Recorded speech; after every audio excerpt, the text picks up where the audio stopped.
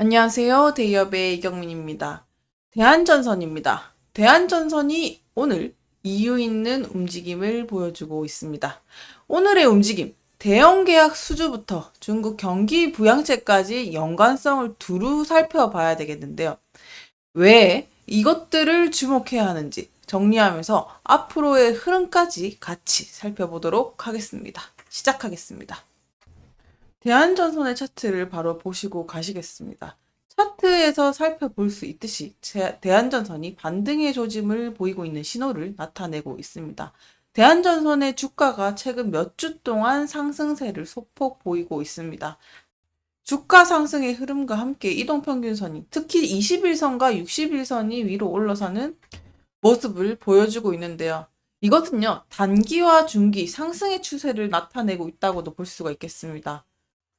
현재 주가가 12,000원 부근에서 저항을 또 받고 있다고도 볼 수 있겠는데요. 이것을 또 돌파하게 되면 또 추가 상승의 여력이 중요할 텐데 어쨌든 그 기로에 섰다라고도 볼 수가 있겠습니다.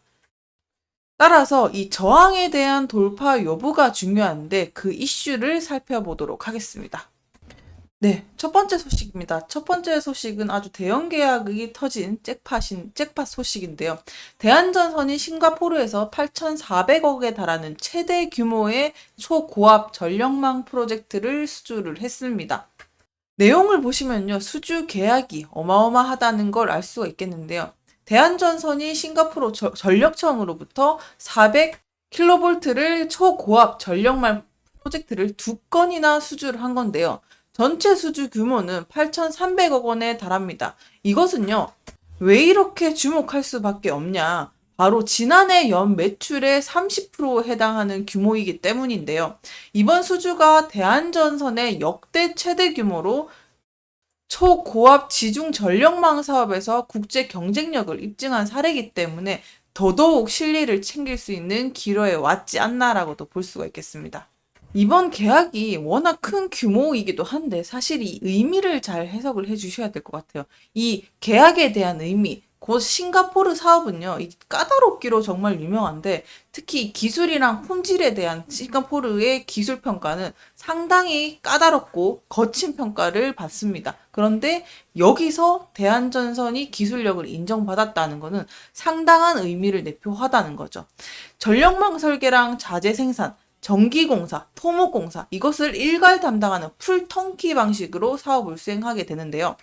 앞으로 이 가능성까지 무궁무진하게 살펴볼 수가 있겠습니다. 싱가포르는 데이터 센터 시장의 주요 국가로 해당이 되는데 앞으로 향후 전력망 투자 기회까지 넘볼 수 볼 것으로 예상이 되는데 대한전선이 해저 케이블이랑 초고압 직류송전 케이블 사업에도 또 도전할 가능성이 있으니까 여러 가지 상황과 기회를 펼쳐놨다라고도 보실 수가 있겠습니다.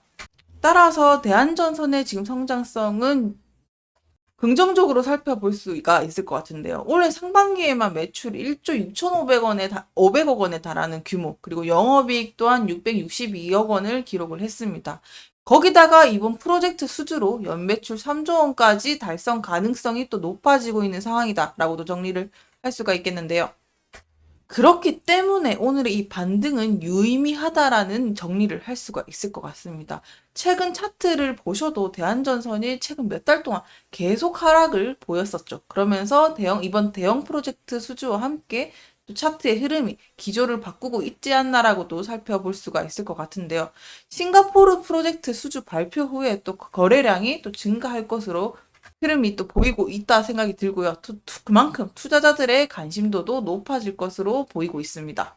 대한전선의 흐름과 함께 또 살펴봐야 될 것이 있는데요. 바로 중국의 경기 부양책입니다. 중국 정부의 경기 부양책 발표로 인해서 구리 가격이 반등을 하고 있는데요. 이것은 곧 전선 관련주들이 강세를 보이고 있다는 신호기도 한데요. 중국 정부의 경기 부양책과 함께 지급 준비율이 0.5포인트 하락을 했습니다. 7일물 역레포 금리 인하로 1조 위안의 장기 유동성이 시장에 공급될 전망입니다.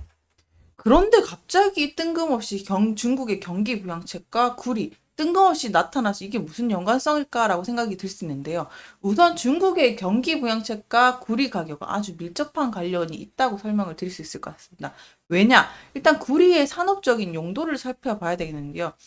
구리는 전선이랑 전기 제품, 거기다가 건설 자재까지 산업에 아주 광범위하게 사용되는 자재입니다. 그렇게 때문에 전력망 구축과 전기차 생산에도 당연히 필수적인 요소죠. 한 걸음 더 나아가서요. 중국은요, 세계 최대 구리 소비국입니다. 따라서 건설과 제조업에서 구리 수요가 아주 크다는 말이기도 하는데요. 경제가 활성화되면은 구리 수요도 증가하게 되는 연결고리를 갖게 됩니다. 중국 정부가 경기 부양을 위해서 이 시행하는 정책들이 인프라랑 프로젝트 증가와 관련이 있기 때문에 전력망 구축과 교통 인프라 개발들이 포함이 되게 되는데, 따라서 그것은 구리 수요를 많이 필요로 하게 됩니다. 한 번 더 나아가 보겠습니다. 중국의 경기 부양이 되면요, 기업 생산이 또 활발해지게 되고, 이것은 구리와 같은 원자재들의 수요가 증가하게 되고, 수요가 증가하면 당연히 가격도 상승하는 경향을 나타내게 됩니다. 중국의 경기 부양으로 인해서 건설과 제조업이 활성화되면 구리 가격이 자연스럽게 상승할 것으로 보여지는 그림을 갖게 됩니다. 대한전선의 가동률을 보시게 되면 지금 거의 풀가동이라고 가까울 만큼 대기 물량이 많아서 생산이 매우 바쁜 상태인 걸 볼 수가 있는데요. 연간 생산 능력이 2만 9천 톤으로 초고압 케이블이 주력 생산 품목이기도 하죠. 제가 가동률을 보여드린 데는 바로 이유가 있습니다. 앞으로 시장 수요는 더 커질 것인데 가동률까지 자연스럽게 높아지지 않을까라는 생각을 해보는 건데요. 미국 시장에 우리는 주목을 할 필요가 있습니다. 미국은요, 노후 전력망 교체 수요가 높아지고 있습니다. 따라서 대한전선의 주요 타겟 시장이 될 것 같은데요. 대한전선은 올해 6,300억 규모의 신규 사업을 수주했습니다. 그러니까 앞으로의 영역까지 확장도 발빠르게 움직이지 않을까라고도 조심스럽게 생각을 해봅니다. 초고압 케이블은요, 전력망의 필수 요소입니다. 도시나 대형 산업단지에서 주로 사용이 되는데, 이 케이블의 강점이라고 하면 높은 전압을 견딜 수 있도록 설계가 되어서 중저압 케이블에 비해서 부가가치가 5배 이상 높은 것으로 보여집니다.